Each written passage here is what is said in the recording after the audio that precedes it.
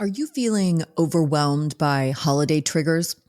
Well, in this episode, I'm going to uncover the hidden stressors that make the holidays challenging for those of us in sobriety, from financial pressures to disrupted routines.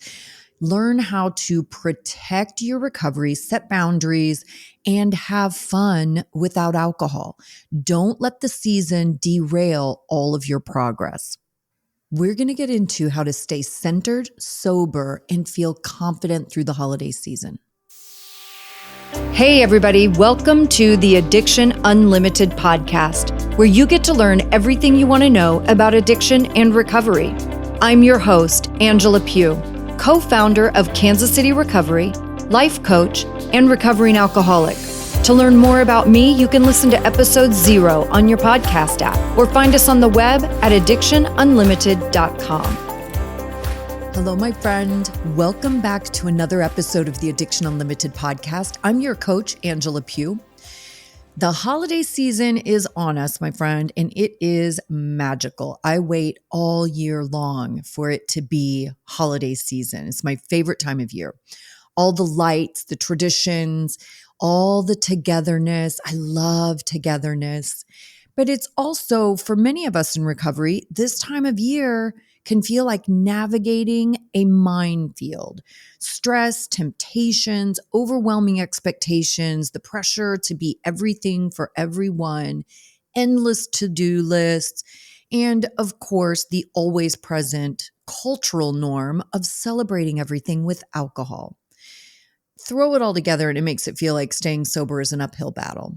But you're not alone if the holidays bring a mix of excitement and anxiety. And that's why we're doing this episode today. I'm going to get into practical, actionable tips to stay alcohol-free while still having fun and embracing all of the happiness and connection of the season. Whether you're managing family dynamics, the social events, or finding comfort in those little moments alone. We're going to cover strategies to help you navigate all the challenges confidently. And I'm getting into the hidden triggers that you probably aren't thinking about because it feels like the holidays put your emotions under a microscope. And to make this even easier for you, I've created something special. The Sober Holiday podcast playlist you need. I packed this thing full of binge-worthy episodes to keep you grounded and motivated and inspired through every holiday moment. I think I got more than 20 episodes on this playlist, and I went way back in the Addiction Unlimited archives and got some old episodes that you probably don't even have access to through your podcast app. So there's probably a lot of good stuff on there that you haven't heard yet. Again, it's my Sober Holiday podcast playlist you need. All these episodes separated into categories to help you get through your holiday season. Think about this as your toolkit for a stress-free, alcohol-free holiday season. And you can get it at addictionunlimited.com/holiday playlist. And of course, I will link that in the show notes, addictionunlimited.com/holiday playlist. Again, 20 plus episodes separated into categories, all about how to manage triggers, cravings, get sober, stay sober, get through the holidays, what to tell people. I mean, I have a little bit of everything on this Sober Holiday podcast playlist you need, addictionunlimited.com/holiday playlist. Okay, let's get into this episode. And one of the things I want to start with is I keep saying hidden triggers, and they're not really hidden triggers. They're just, you're not probably thinking about triggers in the right way. You know, one of the things we do a lot as human beings, but certainly as alcoholics, we are always looking at the external things and we blame everything on the external things and we reach for all the external things as a solution, right? So you're thinking like going into the holidays and you're going to be triggered because you're going to be at these events and you're going to be with your family and everybody's going to be drinking and you think that's your trigger. But that's not really your trigger, right? When you're thinking about drinking or craving a drink, it has nothing to do with the drink. You've heard me say this 10,021 times. It's not about the drink. What you're really craving, what is triggered, is you want to escape the feeling you're having. It's all about the feelings. It's not the external stuff, it's the internal stuff. You have all these emotional triggers, especially during the holiday, right? You have fear of judgment, like you're feeling judged for your past decisions or guilt from mistakes you made, certainly while drinking. The pressure to look perfect or be the ideal host or mom, dad, sister, brother, son, daughter, right? It's all this sort of perfectionism. It's financial pressure, right? All of the things that are happening where you feel like you have to perform and look a certain way. It's like being under a microscope. But I want you to understand the triggers aren't that everybody around you is going to be drinking or whatever dumb shit they say to you about, oh, I didn't know you had, I don't think you really have a drinking problem. Whatever they say, they don't know any better. Don't listen to these people. They have no idea what they're talking about. You know if you have a problem or don't have a problem. So don't listen to what other people say.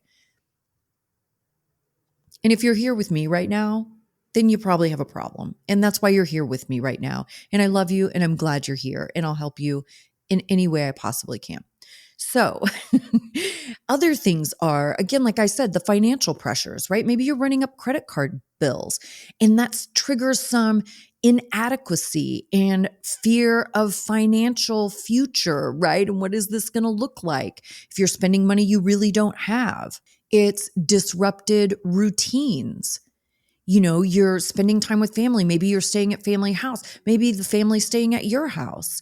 All your routines are disrupted, which means all your self-care is disrupted. Maybe you don't have the opportunity or the time to work out the way you're used to working out. Maybe you're not getting your morning routine in where you just sit quietly by yourself and have coffee, right? Maybe you're lacking personal space because you're staying with family or family's staying with you. That stuff is hard, you guys. You have to think about this stuff. But you understand these are the triggers. It's not the external things. It's not being at the celebrations and everybody's drinking around you. It's what you're feeling internally that triggers thoughts of drinking and makes it difficult. People pleasing, not setting boundaries, the pressure to keep everyone happy, which then makes you neglect your personal needs. These are the real triggers. So what I want you to think about as you're going into this situation is I want you to think about those feelings. What am I really feeling? And I say this all the time. The drink or the shopping or the gambling or the sex or porn or working extra hours, whatever the thing is, that's not the solution. Those things are the numbing agent, the escape, right? If you want to really have a solution and feel better and heal and be in recovery, then you have to deal with the feelings. And the holidays trigger all of these feelings, certainly of inadequacy, certainly of guilt. So let's jump into some tools and strategies for dealing with this stuff, right? None of what I'm going to say is new to you unless you're new to me, right? These are things that we talk about how to get through all of these situations all the time, right? Number one, again, when it comes to managing the emotions, because that's really what you're triggered by. When you want to drink, you want to escape. What you want to escape or numb is the feeling that you're having. So you have to identify what is the feeling. Sometimes I can't get super granular with this, right? Like, especially if I'm worked up, if my anxiety is high, all I can do is go, oh shit, my anxiety is high. I can't dig into what am I feeling right now? What triggered this feeling? I can't get into all that. My anxiety is high and I need to feel better right the fuck now. So if that's your situation, I want you to think about, okay, anxiety. You heard me talk about this on an episode a couple of weeks ago. When anxiety is high, that means your nervous system is dysregulated. So what you want to do are things to regulate your nervous system. And this is where I lose so many people because these techniques are so simple. They're free. They don't take hardly any time. They're scientifically proven, but I feel like they're so simple that people don't want to do them. Like everybody wants this magical burning bush moment, and it just doesn't work that way, right? You have to actually do some things to feel better, period. So, deep belly breathing, we talk about this all the time.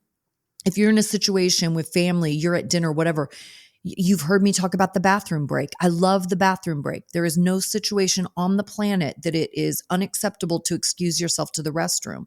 You can go to the restroom and close yourself in a stall and take some deep belly breaths and get your head together. Just take a minute. Regulate your nervous system, bring that anxiety down, maybe do a little visualization like, I'm okay, everything's okay. I'm going to walk back out into this situation. I'm going to be lighthearted. I'm going to feel good. I'm going to smile. They're going to smile at me. We're going to have some laughs and visualize how you want that situation to go. You can do all of that in 90 seconds. Like, we're not talking about big time consuming things that you can't do around anybody else. You can do this. It's very, very simple. Maybe it's journaling. Maybe it's gratitude, right? Have some gratitude. Just do a little checklist in your head. Like, you know what? This is a little bit uncomfortable right now.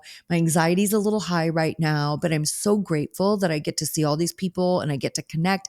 I'm so grateful that I get to leave whenever I want. I'm so grateful I drove my own car.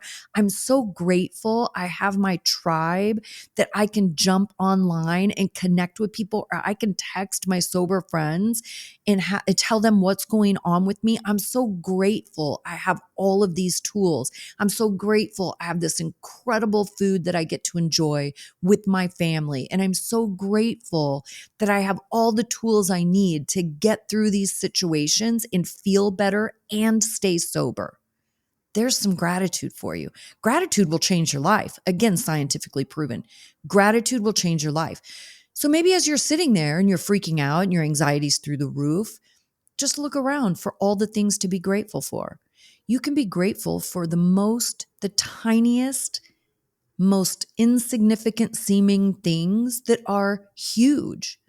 I was telling one of my girls the other day, Denise, a while back, we were talking and I said, every single time I start my car, I have gratitude for that moment and I tell my car, thank you. Like, it seems silly, but because if you've ever had car trouble and you go out and start your car and that fucker doesn't start, that's disruptive. You want to talk about some anxiety going through the roof and some financial insecurity, right? That'll throw you off faster than anything. So I am super grateful that I have a nice car, that I don't have to worry about it. And I'm grateful every single time I push that button and she starts up. I love her and I let her know. Another thing you can kind of do in your head, right? If you're really feeling triggered, if you're feeling judged, you feel like people are looking at you or wondering what the hell you're doing or why you're not drinking. If you get caught up in a little bit of that stuff, take a minute in your head to remind yourself who you are today, not who you were when you did XYZ, not all the skeletons in your closet and who you were when you did all that stuff. But take a moment and think about who you are today and how hard you're trying today to be a different person than who you used to be. You really want to start reframing your thoughts to fit your future and not your past. This is a huge hangup. Everybody gets so hung up on the past and wanting to just beat it to death and stay living there and beat yourself up for past. You cannot change it. We do not have a time machine to go back into the past and change the things we did. If you want to put all your time and energy into thinking about those things, you are going to derail yourself. Think about your future and create your future. Who do you want to grow into? What do you want your life to look like? And again, you can do this in your head in a few minutes. If you get in those feelings, insecurity, feeling less than, feeling judged, just feeling uncomfortable, stop and go, okay, you know what? That is who I used to be. That's not who I am from this moment forward or from my sobriety date moment forward. who I am now and who I'm growing into is a very different person, and it's a journey. And be grateful you're on the journey and that you have what you need to be on the journey. And plan ahead. Listen, piss poor planning creates piss poor performance. If you want good results, then do some good planning. Be prepared. Drive yourself if you can. Have a conversation with your spouse on the way to wherever you're going and set some guidelines like, hey, dude, this might be really uncomfortable for me. So are you okay if we only stay 90 minutes? Or are you okay if I need to get out of here a little bit earlier? Are you okay if I leave by myself? Or do you want us to stay together? Or if I need to step away? Or can I come to you and say, hey, I need to take a walk outside for a few minutes. Will you walk with me while I decompress and get my anxiety in check? Have some of those conversations. Like, what does this look like? How are we doing it? What are our boundaries? Are you with me? How do you want me to handle it? And how do you want to handle it? Have those conversations before you ever get there. That's being prepared. Have some sober friends via text, or if you're in my Sober Society private member community, be engaged in there where you can talk to people and connect with people in real time. You don't always have to have your support person or people right next to you. We support each other a ton via text and through the Facebook group, and again, through Sober Society, my private member community. We're all very connected. So make sure you're connected and you have your teammates ready to support you and you are ready to support them. Also, think ahead about what you're going to say no. If somebody offers you a drink, first of all, I always recommend take your own drinks, right? There's cans of everything now. I think most of us are pretty crazy about taking our own stuff wherever we go. I always have at least a water with me, usually two kinds. I usually have a still water and a sparkling water, and then usually a coffee or a green tea.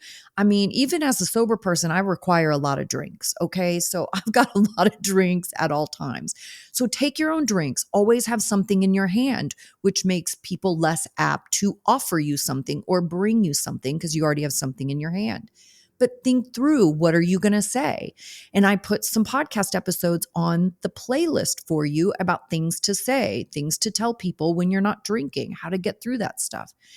But if you are prepared before you enter the situation, then you don't panic when you're in the situation, right? The last thing you want is to be deer in the headlights when somebody comes up and tries to hand you a cocktail and you haven't thought it through and you have no idea what to do and you're going to freeze.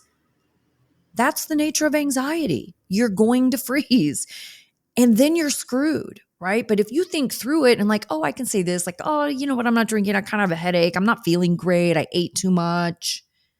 I'm not drinking right now. Like whatever, think through what you're going to say and how you're going to say it and visualize yourself saying it and being super comfortable and super confident and visualize the person responding to you in a really positive and amazing way. Like, oh, great. I'm so glad you're not drinking right now. What a great choice to make. Or they're saying, oh, I'm sorry you're not feeling great. Oh, you have a headache. Can I get you some Advil?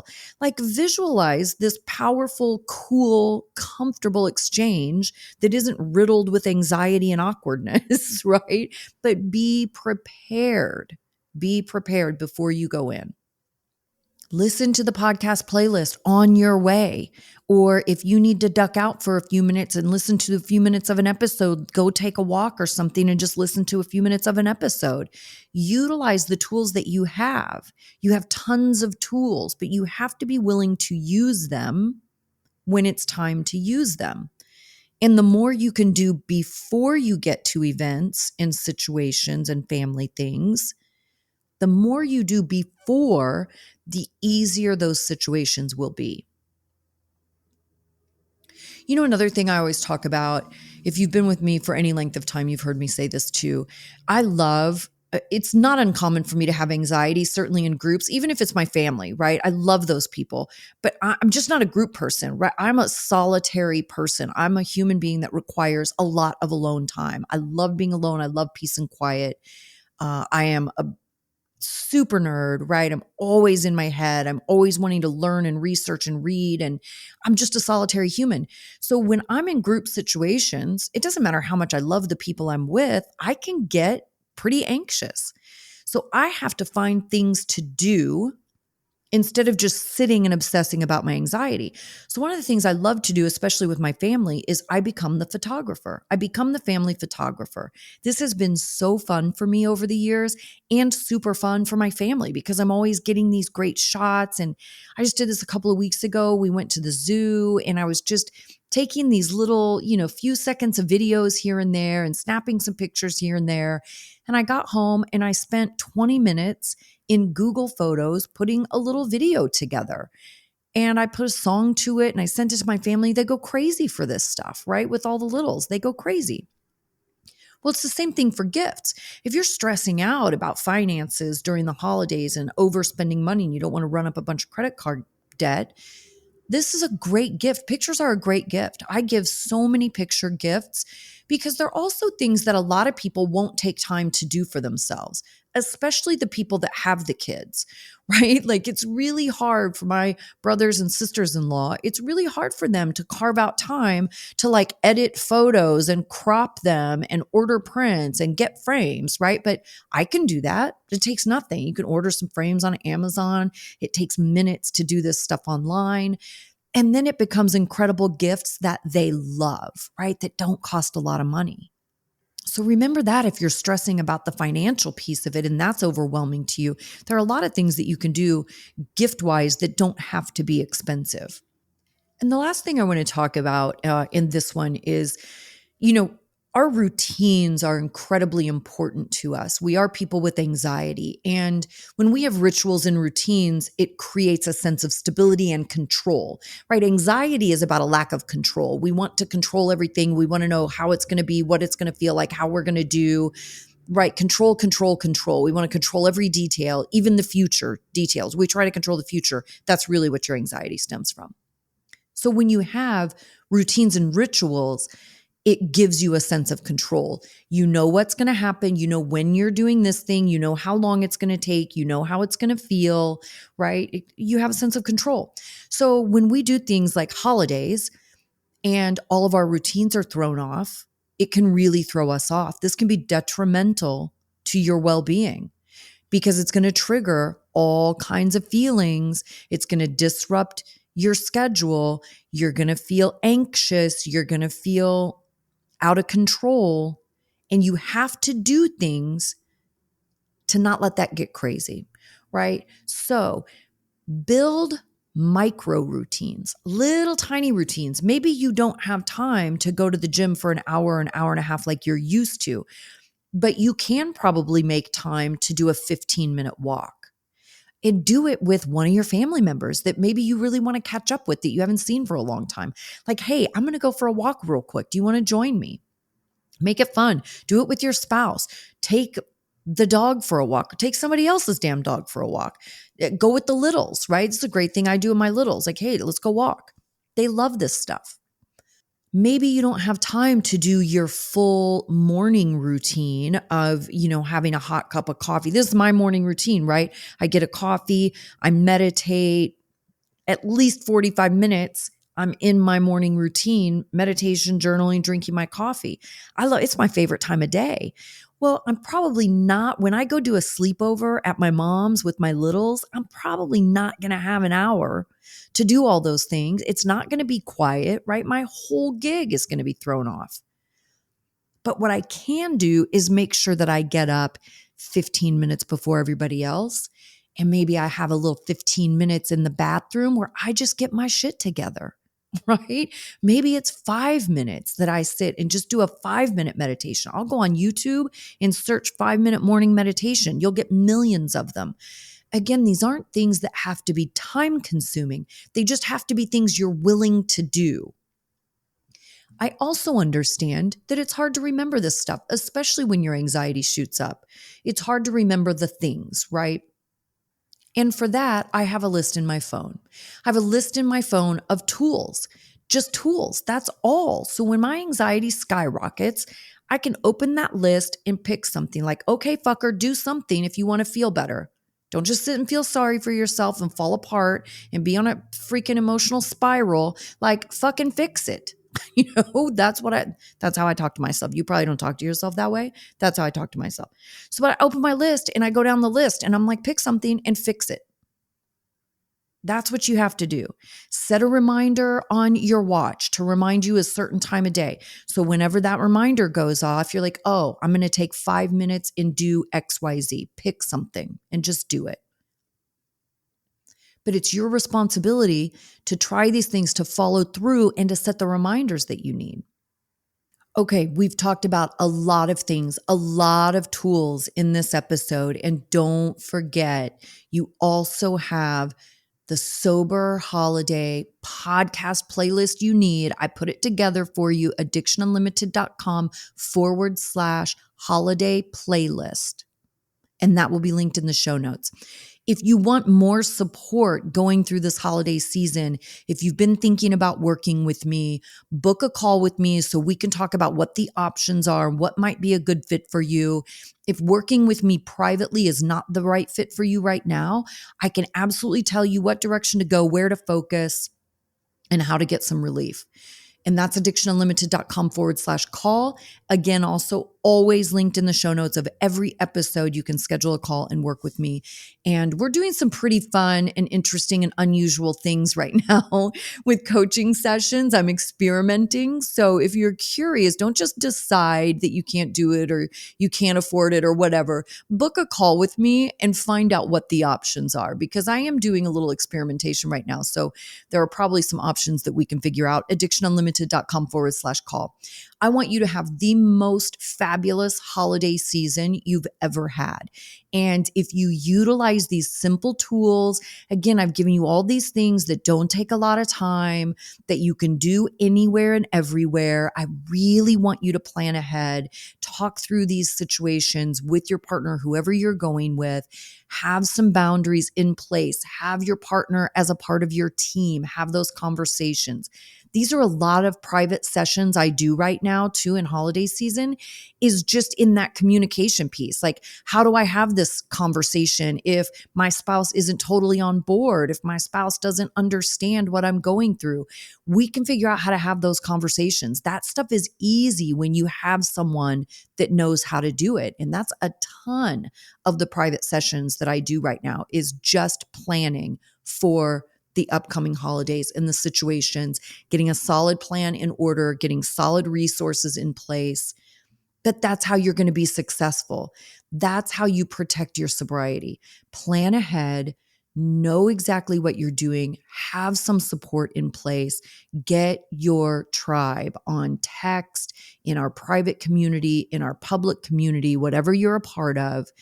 Get your tribe via text or in those groups so that you can be connected. If your anxiety shoots through the roof, jump in the Facebook group and go, oh my God, my anxiety just shot through the roof, and let us support you, because 9 million other people are feeling exactly the same way in that moment. And we would love to support you. And I would love for you to also be in there supporting others in their journey. Don't forget to get the podcast playlist, addictionunlimited.com/holiday playlist. I love you guys. We're going to have a killer holiday season. I'm so excited. My favorite time of year. Book a call with me if you want to talk about all the things, whatever you need. We'll figure it out.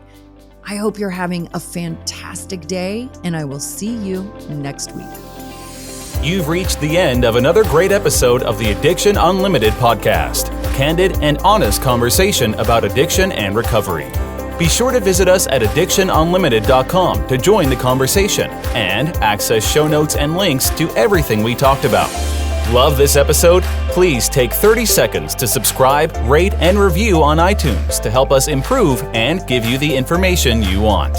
Thanks for listening. See you next week.